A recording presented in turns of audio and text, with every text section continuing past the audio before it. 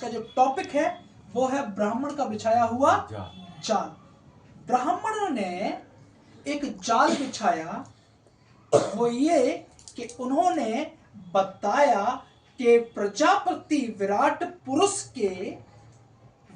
पुरुष के शरीर से कैसे 4 जातियों का जन्म हुआ। यजुर्वेद में हम पाते हैं कि विराट पुरुष के मुख से ब्राह्मण, भुजाओं से क्षत्रिय, जंघा से वैश्य और पैरों से शूद्र हुए। और ब्राह्मणों ने खुद को सबसे ऊपर रखा। अब ब्राह्मणों ने जो जाल बिछाया वो क्या, उन्होंने भगवान के नाम पर, ईश्वर के नाम पर मनुष्य को डराना शुरू कर दिया। उन्हें डराना और डर का कारोबार उन्होंने बढ़ाना शुरू कर दिया। दूसरी जाति और धर्म के लोगों को वो भगवान का भय दिखा दिखाकर, ईश्वर का भय दिखा दिखाकर अपने घर को और अपने जीवन को अच्छी तरीके से जीने की एक उन्होंने सरल मार्ग को चुन लिया।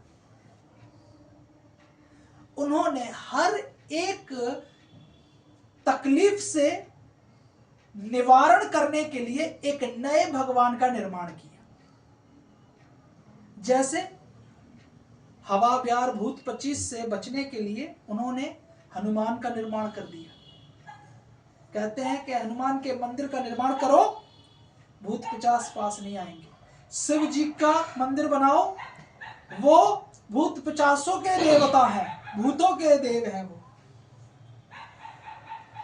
अब अगर तुम्हें धन की जरूरत है, लक्ष्मी की पूजा करो। बुद्धि की जरूरत है, सरस्वती की पूजा करो। और सारे कर्म, सारी पूजाएं तुम हमसे ही कराओ। और जब इन चीजों की तुम पूजा पाठ कराओगे, मंदिरों में दान दशमांश जो भी चढ़ाओगे, वो किसके पास आएगा? वो पंडितों के पास आएगा। तो पंडितों ने धर्म का एक व्यापार बनाया। उन्होंने कई एक देवी देवताओं का निर्माण खुद किया। ये ब्राह्मणों का निर्माण किया हुआ ये जाल है कि उन्होंने कई एक देवी देवताओं का निर्माण किया। जबकि ये देवी देवता जितने भी उन्होंने निर्माण किए हैं, चाहे आप कृष्ण ले लो, चाहे राम ले लो, चाहे आप हनुमान को ले लो, चाहे गणेश को ले लो, चाहे महेश को ले लो, किसी को भी क्यों ना ले लो, ये सब ब्राह्मणों ने अपने सुविधा के लिए भगवानों का निर्माण किया है। परंतु अपने वंश के लोगों को इन ब्रह्मजाल से बचाए रखने के लिए उन्होंने छंदोग उपनिषद खंड 6 अध्याय 2 श्लोक 1 में क्या लिखा है? एको ब्रह्म द्वितीय नास्ति। एक ही ईश्वर है, दूसरा नहीं है। ये इन्होंने अपने वंश के लोगों को तो बताते हैं कि एक ही ईश्वर है, दूसरा ईश्वर नहीं है, पर वो SC, ST और OBC जैसी जातियों को, क्षत्रिय और वैश्य जैसी जातियों को भगवान के अलग अलग निर्माण करवा के, उनके मंदिरों का निर्माण करवा के अपने लिए एक नई दुकान खोल लेते हैं। जबकि यजुर्वेद 32 और उसका 3 क्या कहता है? इससे पहले कि हम यजुर्वेद 32 उसके 3 को पढ़ें, इससे पहले हम ये जाने कि इन ब्राह्मणों ने कई एक भव्य मंदिरों का निर्माण कराया और उसकी जो भी धन संपत्ति आती थी उसकी आधी कहां जाती थी? उनकी खुद की गांठ में। अभी हाल फिलहाल हुआ, राम आएंगे, राम भव्य मंदिर का निर्माण किया गया, कई 1 करोड़ उसमें लग गए। और तो और वो कहते हैं कि हमने प्रतिमा में प्राणों को डाला है, प्रतिमा में हमने प्राणों को डाल दिया। क्या भ्रम फैला के रखा है उन्होंने, जबकि अपने वंशज को शिक्षित बनाया और दूसरे के वंशज क्षत्रिय, वैश्य और शूद्र को उन्होंने हमेशा अंधेरे में रखा। उन्होंने अपने वंश को शिक्षित बनाने के लिए इन बातों का उपयोग किया है। यजुर्वेद 32:3 में नातस्य प्रतिमा अस्ति, ईश्वर की कोई प्रतिमा नहीं है। तो फिर तुम प्रतिमा में प्राण फूंक करे उसे कैसे अभिषिक्त कर देते हो?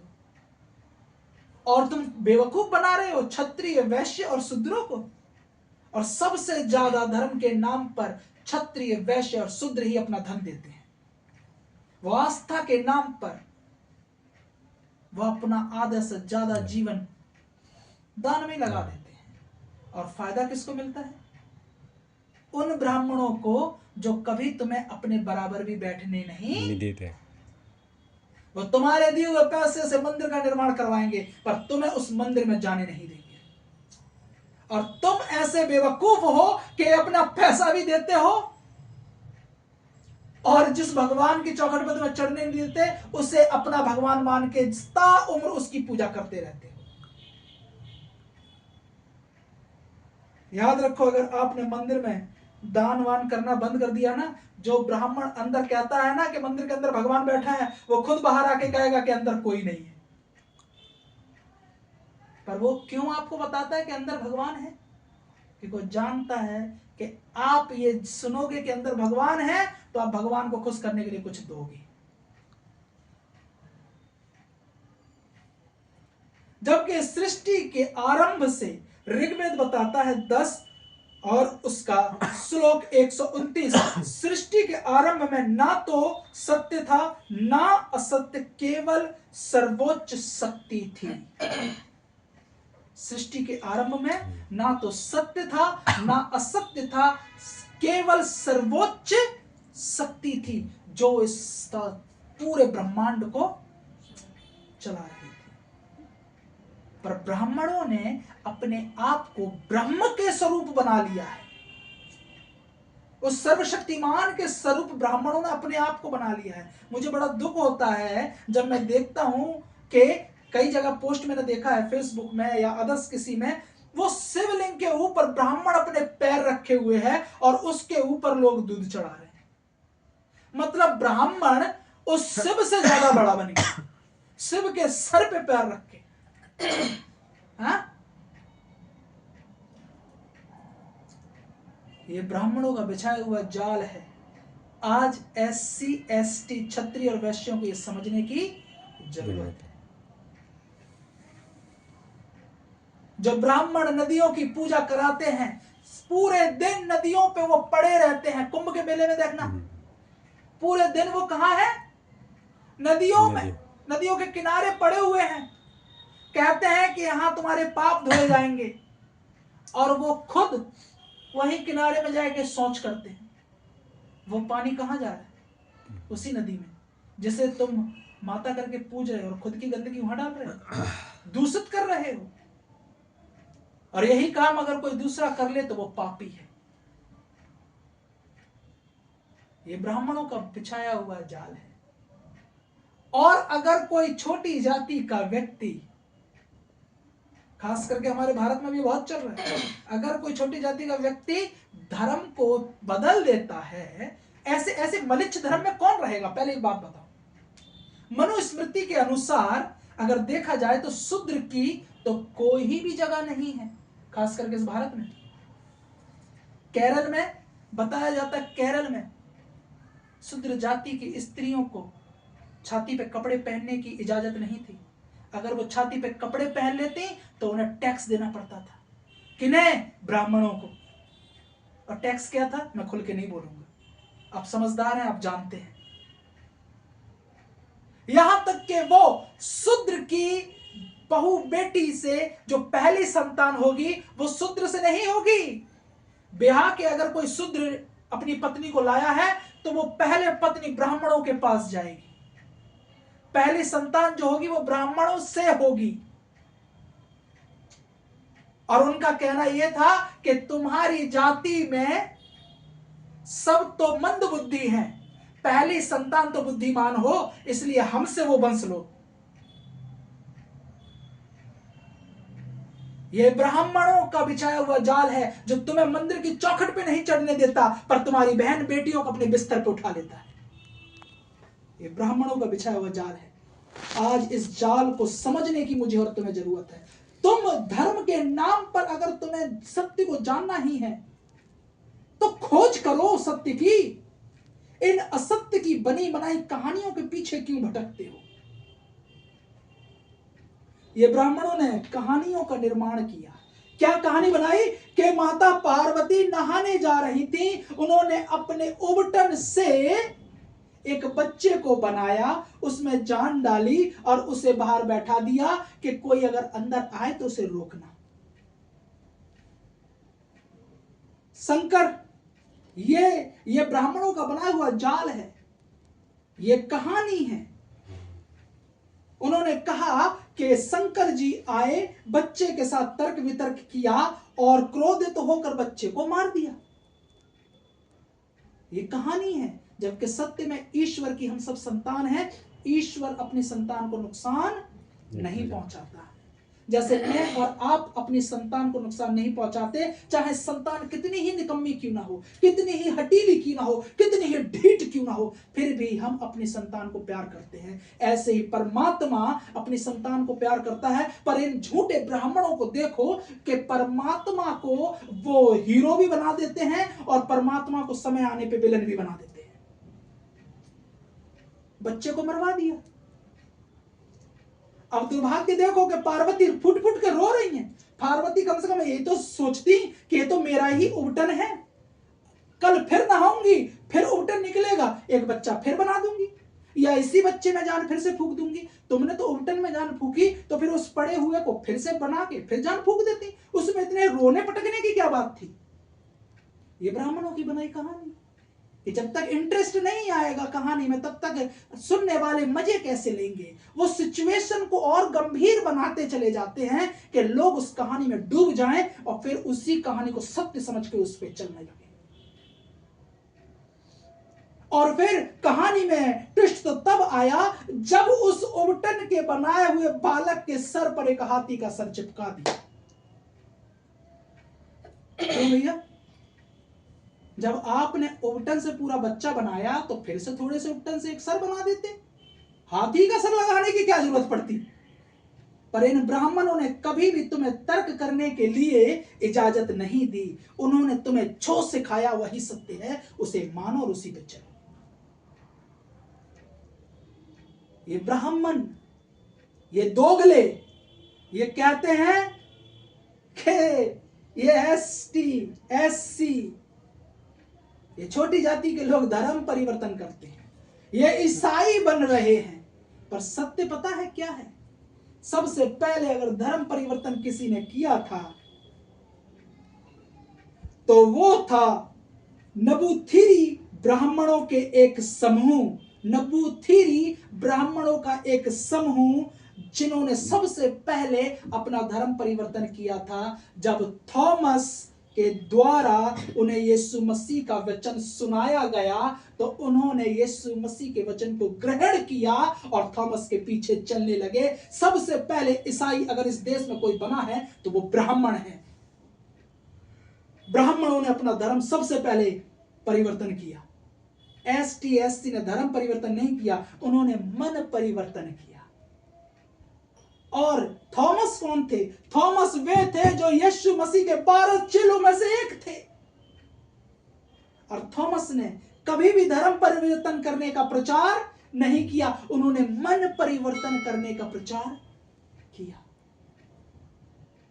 आज जब छोटी जाति के लोगों को बराबरी मिलती है प्रभु यीशु मसीह में आकर, तो यही ब्राह्मण दोगले जिन्होंने सबसे पहले धर्म परिवर्तन किया था, आज आकर तुमसे कहते हैं कि तुम धर्म परिवर्तन कर रहे हो, हिंदू खतरे में है।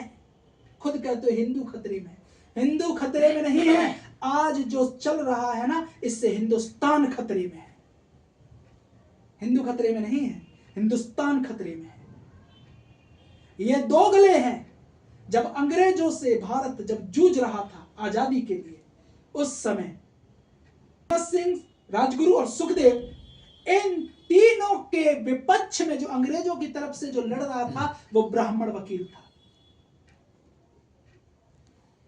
और जो इन तीनों का होकर अंग्रेजी सरकार से लड़ रहा था वो मुस्लिम वकील था। एक मुस्लिम होकर वो हिंदू नौजवानों को, देश के क्रांतिकारियों को बचाना चाहता था, और ये हिंदुस्तान को अपने बाप की जागीर बताने वाले ब्राह्मण, ये देश की आजादी के लिए जो स्वतंत्र सेनानी थे, उनके विरोध में अंग्रेजों की तलवे चाट रहा था। ये नाथूराम गोडसे ब्राह्मण था जिसने महात्मा गांधी को गोली मारी। 76 ईयर के एक बुजुर्ग को उसने गोली मारी। खान सर कहते हैं कि वो 80 साल के बुजुर्ग को अगर धक्का मार देता ना तो वो मर जाते, और बड़े फख्र से कहते हैं कि हमने देश के हित के लिए सोचा। ये ब्राह्मणों ने कभी देश के हित के लिए नहीं सोचा, इन्होंने केवल सिर्फ अपने और अपने वंश के हित के लिए सोचा है, इन्होंने मानवता के लिए कुछ नहीं सोचा है। जबकि सत्य तो ये है, उत्पत्ति की पुस्तक जब हम 1 और उसका 1 पढ़ते हैं, बाइबल में हम पाते हैं कि आदि में परमेश्वर ने आकाश और पृथ्वी की सृष्टि की। परमेश्वर ने पहले सृष्टि बनाई, फिर पेड़ पौधे बनाए, फिर जीव जंतु बनाए, अंत में मनुष्य बनाया। उसने कोई जाति और धर्म नहीं बनाई, ईश्वर ने केवल मनुष्य बनाया, केवल और केवल मनुष्य बनाया, और नर और नारी बनाए। यही 2 जाति हैं, नर और नारी, कोई ब्राह्मण क्षत्रिय वैश्य और शूद्र नहीं। और कहता है कुलुसियों की पत्री 1 उसके 16 में, क्योंकि उसी से सारी वस्तुओं की सृष्टि हुई है, और स्वर्ग की अथवा पृथ्वी की। परमेश्वर से ही सारी सृष्टि की रचना हुई है, स्वर्ग और पृथ्वी की। और कहता है भजन संगीता 115 उसके 15 और 16 में, यहोवा जो आकाश और पृथ्वी का करता है, उसकी ओर से तुम अभिषेक पाए हो। स्वर्ग तो यहोवा का है, परंतु पृथ्वी उसने मनुष्य को दे दी। पृथ्वी परमेश्वर ने किसको दे दी? मनुष्य को दे दी। उस एक ईश्वर ने, उस सनातन ईश्वर ने स्वर्ग अपने लिए रखा है और पृथ्वी मनुष्यों के लिए दे दी, किसी जाति और धर्म के विशेष लोगों के लिए नहीं। पर ये ब्राह्मण खुद को ब्रह्म के स्वरूप बनाते हैं, कहते हैं हम ब्राह्मण ब्रह्म के स्वरूप हैं। ये खुद को ब्रह्म के स्वरूप बनाते हैं, जबकि ब्रह्म तो अपार है, सर्वशक्तिमान है। तुम तो उसके पैर के जूतों के बंधन खोलने के योग्य भी नहीं। इन ब्राह्मणों ने जो जाल बिछाया है, इस जाल में वो क्षत्रिय और वैश्य और शूद्रों को फंसा के रखते हैं। कहते हैं सर से पैदा हुए वो हम हैं ब्राह्मण, जो भुजाओं से हुए वो क्षत्रिय हैं, जो जंघा से हुए वो वैश्य, और जो पैरों से हुए हैं वो शूद्र हैं। मेरा एक सवाल है, अगर एक ही शरीर के ये सभी अंश हैं तो छोटे बड़े का तो कोई सवाल ही नहीं पैदा होता। अगर पैर कहे कि मैं नहीं चलूंगा तो सर हिल सकता है, पर एक जगह से दूसरी जगह नहीं जा सकता। क्षत्रिय अगर कहें कि हमारे तो भुजाएं हैं और भुजाएं काम करना बंद कर दें, तो पैर यानी शूद्र, वैश्य, जंघा और सर ब्राह्मण, ये तीनों कुछ नहीं कर सकते, क्योंकि अगर भुजाएं बोले कि हमें कुछ करना नहीं, हम तो चुपचाप रहेंगे। अगर हाथ काम करना बंद कर दें तो बॉडी का दूसरा पार्ट काम नहीं कर पाएगा। अगर हाथ किसी चीज को उठाने से इनकार कर दे तो आप कैसे उठाओगे? सर का इस्तेमाल करोगे तो दांत से पकड़ोगे, पर क्या वो पकड़ तुम्हें मिलेगी जो हाथ तुम्हें पकड़ा के देंगे? फिर भी अगर नहीं कुछ कर पाए तो तुम बैठ के पैरों से पकड़ने की कोशिश करोगे, तो क्या पैर वो तुम्हें पकड़ देंगे जो हाथ दे सकते हैं? कहते हैं शूद्र पैरों से बनाए गए। अगर पैर यानी कि अगर शूद्र ये बोल दे कि मैं नहीं चलूंगा, तुम हाथ के बल चल लोगे, सर के बल चल लोगे, जंघा के बल चल लोगे? ये ब्राह्मणों ने जो जाल बिछाया है, इस जाल से आज हम सबको सतर्क होने की जरूरत है। एक ही बॉडी में रहकर पैर और सर एक ही शरीर में है, कितने अच्छे लगते हैं। पर अगर तुम इन्हें पैर को बोलोगे तुम किसी काम के नहीं, तो तुम्हारा सर हिल सकता है पर एक स्थान से दूसरे स्थान पर जा नहीं सकते। आज जान जाओ ये ब्राह्मणों का बिछाया हुआ जाल है। इस जाल से निकलो और सत्य ईश्वर को समझो। और सत्य मार्ग और जीवन केवल यीशु मसीह है, जो यजुर्वेद में हम पाते हैं, जो बाइबल में हम पाते हैं, जिसे कुरान में हम पाते हैं। क्योंकि सत्य जो है वो एक जगह नहीं, वो सब जगह पाया जाता है। सो मेरे प्रियो, सत्य जानो, सत्य तुम्हें स्वतंत्र करेगा। तब बनो, मानवता के लिए काम करो और मानव की रक्षा करो, क्योंकि मानव धर्म सबसे बड़ा धर्म है। ये ब्राह्मणों का बिछाया हुआ जाल है। इस जाल को मुझे और आपको आज समझने की जरूरत है।